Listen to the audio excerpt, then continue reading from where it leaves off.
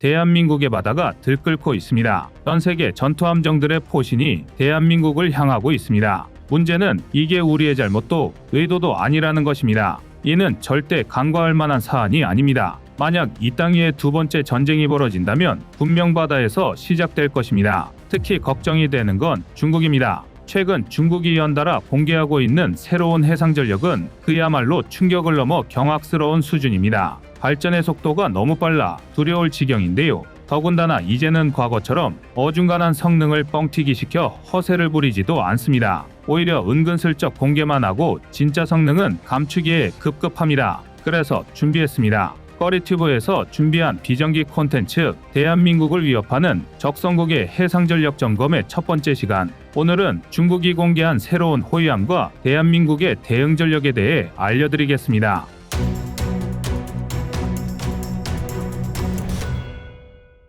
한산도 대첩 승리 431주년 이순신 장군이 부활이라도 해야 할 것 같습니다. 최근 중국은 신형 호위함 타입 054B의 진수식을 끝마쳤습니다. 이 베일에 쌓인 신형 함정의 등장에 전 세계 언론, 군사 관계자, 군사 전문가들의 시선이 중국으로 집중되었습니다. 타입 054B의 진수식이 열린 상하이 후동조선소는 장난조선소, 황푸조선소, 다렌조선소와 함께 중국 해군용 함정을 공급하는 핵심 조선소 중 하나입니다. 초계함, 호위함 같은 전투함과 함께 타입 071 상륙함과 타입 075 강습 상륙함의 생산기지로 우리 군에서도 주목하는 군사기지이기도 한데요. 문제는 어떤 집단도 속 시원히 타입 054B 호위함에 대해 이렇다 할 정보를 내놓지 못하고 있다는 데 있습니다. 다만 2008년부터 지금까지 중국 해군의 30척이 취역했고 추가로 20여 척이 건조 중인 타입 054A 호위함의 개량형으로 추정하고 있을 뿐인데요. 타입 054A는 전장 134m, 폭 16m, 배수량 4,000톤에 육박하는 상당한 크기의 대형 함정입니다.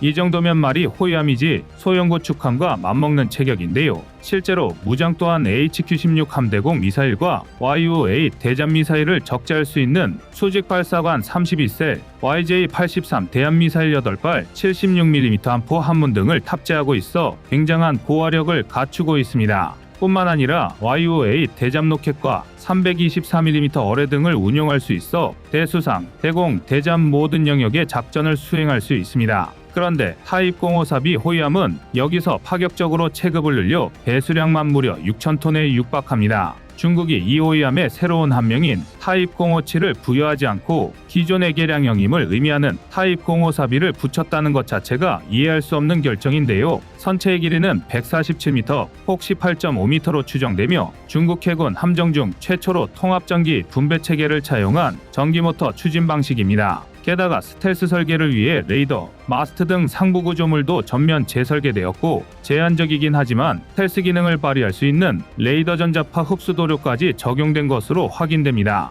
운동장만한 전투함정에 스텔스가 무슨 소용이 있겠냐고 생각하실 수도 있지만 이는 보편적으로 생각하는 것보다 훨씬 중요한 요소입니다. 애초에 스텔스는 레이더상에서 모습을 숨기는 게 아니라 크기를 작게 만드는 데 의미가 있습니다. 예를 들어 KF-21 보라매의 경우 날개 면적만 46.5제곱미터, 14평이 넘지만 스텔스 설계 덕분에 레이더상에서는 70% 이상 작게 보입니다. 얼추 KT-1 웅비보다도 작게 보이는 건데요. 이 경우 정레이더가 KF-21을 발견한다고 하더라도 추적이 어렵고 무엇보다 레이더상의 물체가 KF-21인지 KT-1 웅비인지 구분할 수 없게 됩니다. 이는 함정에 적용해도 똑같은데요. 만약 배수량 6,000톤의 타입 054B가 레이더상에서 민간상선 정도의 크기로 보인다면 대한민국은 10중 8구 불법 저버선으로 판단하고 해경을 출동시킬 것입니다. 그리고 유감스럽게도 해경의 화력으로는 중국 호위함을 감당할 수 없을 것입니다.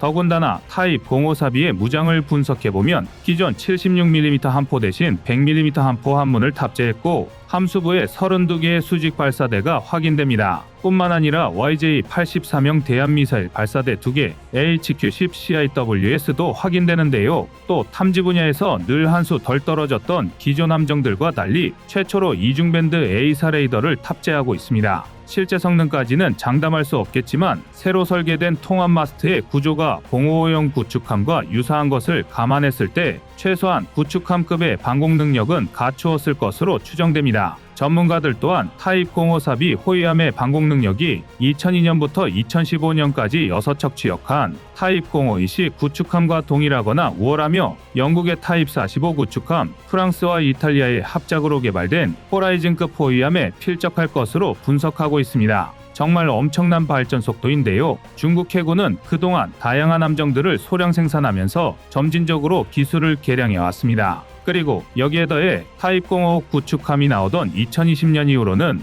대량 생산 체제에 돌입하기까지 했는데요. 월등하지는 않아도 준수한 성능의 함정들이 오래된 함정을 빠르게 대체하면서 세계 최강 최다를 자신하던 미 해군을 양으로 압도한 지 이미 오래입니다. 이는 중국의 생산력을 감안한다면 더욱 위협적입니다. 미국은 전투함 297척을 보유 중인 반면 중국은 이미 340척입니다. 지난해 미국 국방부는 2045년까지 해군 함정을 350척으로 늘리겠다고 밝혔지만 여전히 중국에 못 미치는 수준입니다. 오히려 노후 함정을 퇴역시키느라 함대 규모가 줄어들지는 않으면 다행입니다. 반면 중국은 여기에 더해 2년 이내에 400척 수준으로 10년 이내에는 440척까지 함대 규모를 늘릴 계획입니다. 당장 대영조선 부문의 성장세만 보더라도 중국은 2021년 기준 전 세계 조선업 부문의 44%를 차지했습니다. 심지어 중국은 전시함대 규모를 확장하기 위해 국내 상업용 선박을 특정 군사 사양으로 건조하도록 의무화하고 있습니다.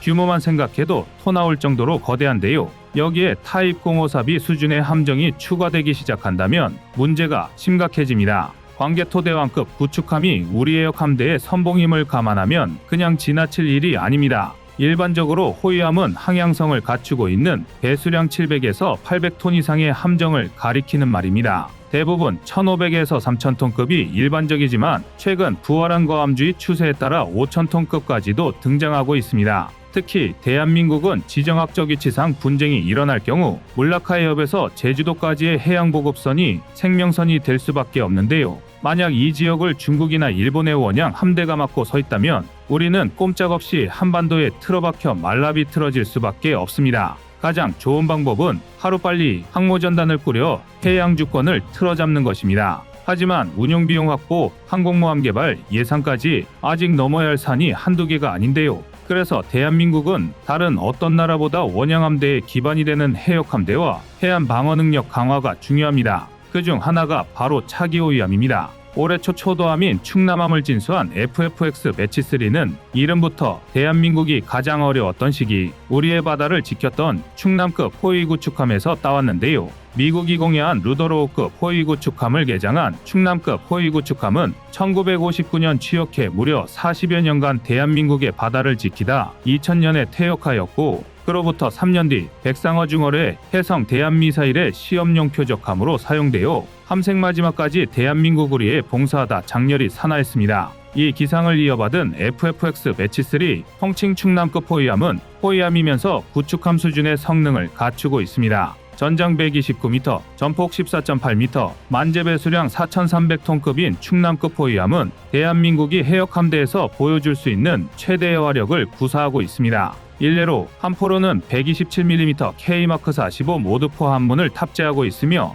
SSM-700K 해성 함대함 유도탄 또는 해룡전술 함대지 유도탄 4연장 발사기 2대, KVLS-16셀 324mm K마크32 발사관을 탑재하고 있습니다. 게다가 대한민국 최초로 국산 다기능 위상 배열 레이더를 탑재했는데요. 2,400개의 국산 다기능 위상 배열 레이더는 전투기의 경우 300km, 초음속 대한미사일이나 탄도미사일의 경우 100km 이상 거리에서 사전에 탐지가 가능합니다. 또한 10개 이상의 공중표적과 동시에 교전할 수 있습니다. 뿐만 아니라 독특한 형상의 통합 마스트는 SAQ-600K IRST가 탑재되어 5에서 10m 수준의 시스키밍 비행을 하는 초음속 대한미사일까지 무려 28km 밖에서 포착할 수 있는데요. 이쯤이면 세종대왕급 구축함보다 향상된 탐지 능력입니다. 게다가 복합식 추진체계를 적용, 수중 방사소음을 획기적으로 줄이는 등 최신 기술이 접목되어 압도적인 기동성을 자랑하는데요. 여기에 더해 후기 함형인 FFX 배치4는 경하 배수량이 4,600톤급으로 모든 면에서 충남급 호위함보다 한 단계 업그레이드 될 것으로 추정됩니다. KVLS뿐 아니라 신형 국산 대한미사일 함대지 무장, 그리고 결정적으로 LSM의 해군 버전이 탑재될 예정입니다. 질적으로나 함정의 규모로나 대한민국의 전력이 중국 해군을 압도하고 있는데요. 다만 문제는 숫자입니다. 중국의 경우 만재 4,300톤 규모의 장카이급 호위함만 이미 25척이 건조된 상황입니다. 여기에 서해를 통해 침투할 수 있는 후베이급 고속정은 그 숫자만 해도 100여 척에 달합니다. 여기에 기타 전력을 추가하면 당장 대한민국으로 진격할 수 있는 함정만 무려 142척에 달하는데요. 질적으로는 부족할지 몰라도 양적으로는 현재 우리 전력의 3배에 달하는 숫자입니다. 그리고 유감스럽게도 오직 해상 전력으로만 이 격차를 메우기란 불가능에 가깝습니다. 막대한 예산을 들이부어 결과물이 나온다면 차라리 괜찮겠지만 함정의 건조에는 물리적으로 엄청난 시간이 필요합니다.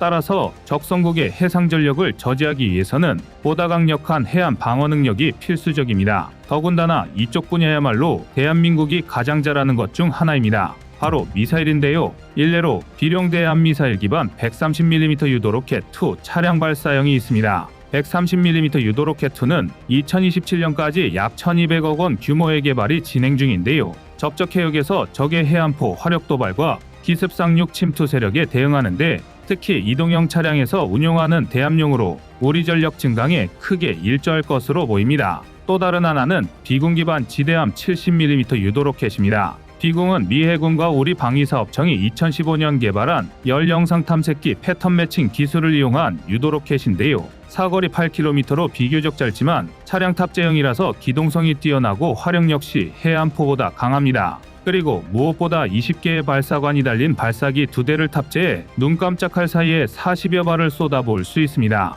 군사 관계자들은 연평도에 배치된 비궁이 동시에 100여 척의 적 고속정을 상대할 수 있을 것이라 예측하고 있는데요. 심지어 배치 전 표적 시험 결과에서 고속기동 표적을 전부 명중할 정도로 명중률마저 높습니다. 성능 하나는 확실한데요. 하지만 지금까지 말씀드린 전력은 모두 방어에서 최상의 성능을 발휘합니다. 충남급 호위함과 FFX 배치포 또한 탄도탄 방어의 화력에 초점이 맞춰져 있습니다. 그러나 언제까지 방어만 할 수는 없습니다. 방패로도 적의 공격을 무력화시킬 수는 있겠지만 가장 확실한 방법은 대한민국의 비수가 적의 심장을 꿰뚫는 순간일 것입니다. 설령 이를 사용하지 않더라도 말입니다. 여러분의 생각은 어떠신가요? 이상 꺼리튜브였습니다.